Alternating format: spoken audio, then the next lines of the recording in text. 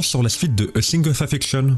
Ça me paraît compliqué qu'on ait une suite. Déjà, la bonne nouvelle, c'est que l'anime a eu énormément de succès, aussi bien au Japon qu'en Europe. En plus, le studio a de la disponibilité, même s'il est un peu particulier. C'est lui qui produit Nintama Rintaro, c'est le genre de série qui ne s'exporte pas en dehors du Japon et qui a 2 fois plus d'épisodes que One Piece. Sauf que pour A Thing of Affection, il y a 2 problèmes. Le premier, c'est que le manga est à peine suffisamment avancé pour qu'on ait une saison 2. Pour vous donner une idée, la saison 1 s'est terminée à peu près aux alentours du chapitre 22. Sauf qu'à l'heure actuelle au Japon, on est aux alentours du 50e, donc c'est juste assez pour faire une deuxième saison. Mais le problème, c'est la fin de sa saison 1, surtout son 12e épisode qui a pris des événements qui arrivent nettement plus tard dans l'intrigue de manière à finir sur une fin ouverte, ce qu'on fait pour les séries où normalement c'est pas prévu qu'il y ait une suite. Avec tous les événements qui tournent autour du passeport. En attendant, si vous voulez continuer l'histoire, vous pouvez vous tourner vers le manga en reprenant à partir du chapitre 22, même si je vous conseillerais plus de reprendre au minimum du chapitre 20, voire même dès le début, parce qu'il y a pas mal de choses qui ont été skip et raccourcies pour faire une intrigue à peu près correcte en anime. Soit aux alentours de fin du tome 5, début du tome 6, et ça tombe bien, il est édité en France aux éditions Akata et on a seulement un seul tome de retard par rapport au Japon. Abonne-toi pour plus d'actu.